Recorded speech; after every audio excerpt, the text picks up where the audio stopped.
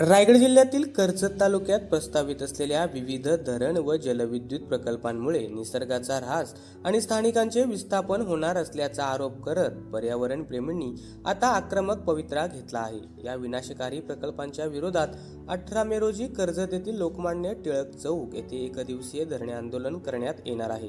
याबाबतचे निवेदन आज कर्जत तहसीलदार यांना देण्यात आले। कर्जतमध्ये सध्या टोरेंट पॉवरचा 3000 मेगावॅटचा पंप स्टोरेज प्रकल्प, पोशीर आणि शिलार ही धरणे तसेच टाटा जलविद्युत प्रकल्पाचा दुसरा टप्पा प्रस्तावित आहे। या प्रकल्पांमुळे गंभीर समस्या निर्माण होण्याची भीती व्यक्त केली जात आहे।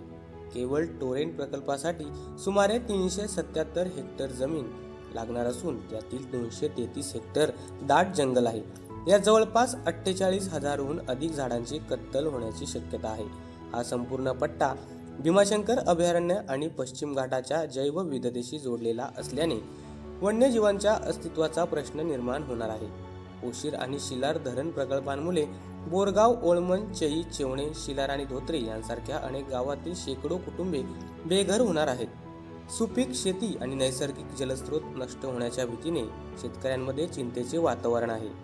कर्जत पर्यावरण बचाव संघर्ष समितीच्या वतीने हे आंदोलन आयोजित करण्यात आले आहे। ॲडव्होकेट कैलास मोरे यांच्या नेतृत्वाखाली सकाळी 10:30 ते सायंकाळी 6 वाजेपर्यंत हे धरणे आंदोलन चालेल।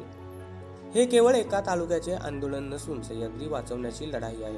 प्रशासनाने आमच्या मागण्यांकडे दुर्लक्ष केल्यास मंत्रालयावर पायी मोर्चा काढला जाईल, असे ॲडव्होकेट कैलास मोरे यांनी सांगितले। आंदोलनस्थळी पर्यावरण रक्षणासाठी एक विशेष स्वाक्षरी मोहीम राबवण्यात येणार आहे।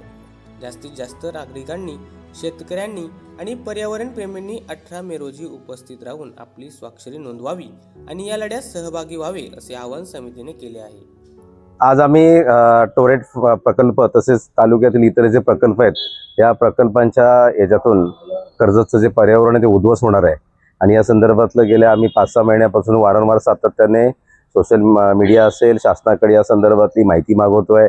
आम्ही आमच्या भावना व्यक्त करतोय, परंतु या संदर्भात कुठल्याही प्रकारे टोरेंट प्रकल्प असेल किंवा इतर प्रकल्पासंदर्भात शासन प्रशासन कुठल्याही प्रकारची भूमिका जाहीर करत नाहीये आणि म्हणून आम्ही या संदर्भातला आमचं जे म्हणणं आहे, आमच्या ज्या भावना आहेत सर्वसामान्य नागरिकांच्या या सरकारपर्यंत पोहोचवण्यासाठी 18/5/2026 रोजी कर्जतमध्ये आम्ही धरणे आंदोलन करतोय एक दिवसीय आणि त्या संदर्भातलं आजचं निवेदन आम्ही तहसीलदार साहेबांना दिलेलं आहे आणि त्यांना आम्ही सांगितलेलं आहे का या संदर्भातलं जो आमची पत्रव्यवहार केलेला आहे, जी आमची मागणी आहे ती आपण शासनापर्यंत पोहोचवावी।